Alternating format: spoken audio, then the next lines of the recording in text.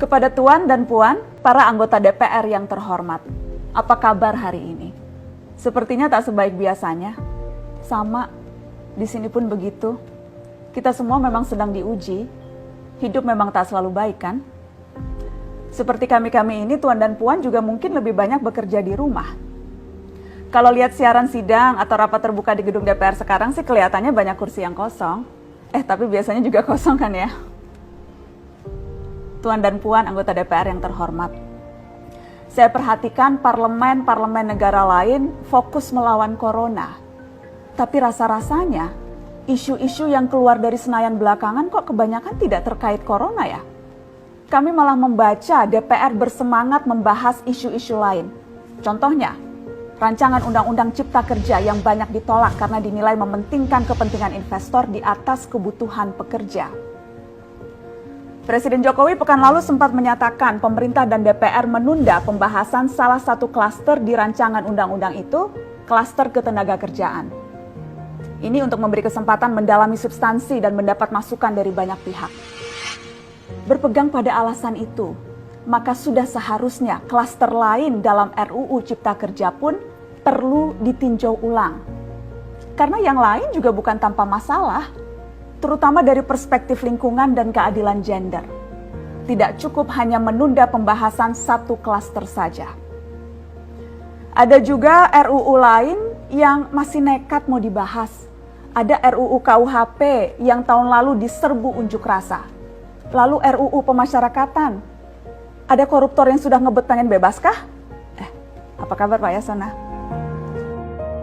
Terus terang saja, membahas undang-undang yang menyangkut hajat hidup orang banyak di masa seperti sekarang ini terlalu mengundang curiga.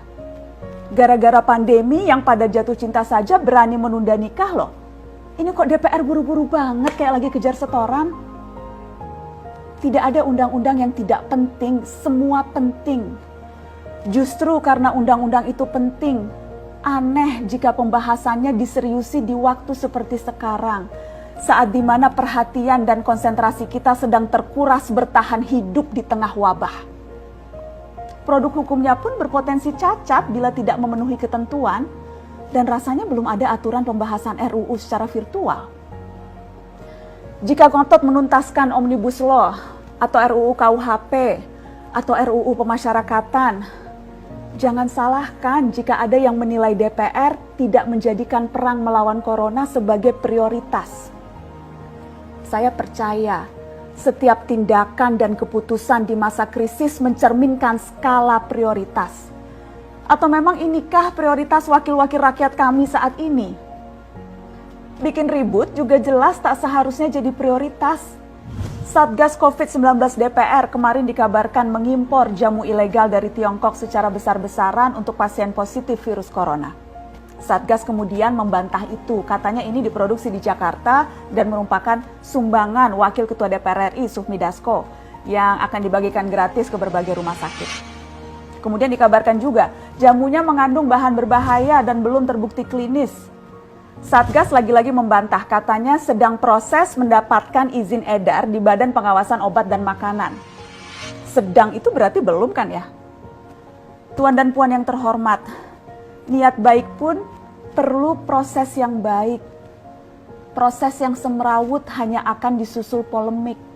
Sementara sekarang kita sedang banyak-banyaknya menaruh harapan kepada negara. Tindak tanduk DPR salah benarnya akan selalu dilihat. Makanya sempat ramai juga warganet mengkritik Satgas COVID-19 DPR RI yang berfoto mengenakan APD saat hendak berkunjung ke rumah sakit darurat Wisma Atlet menyerahkan sumbangan DPR. Ini dinilai melukai hati masyarakat. Tenaga medis kita saja bertaruh nyawa benar karena kekurangan APD. Tidak ada yang meragukan jumlah sumbangan DPR. Kami yakin pasti banyak, namanya juga DPR, beli ribuan rapid test saja mampu, ngeborong jamu apalagi. Tapi ini soal rasa dan empati.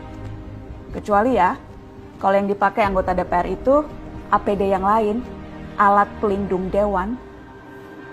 Salam hormat dari kami yang kalian wakili.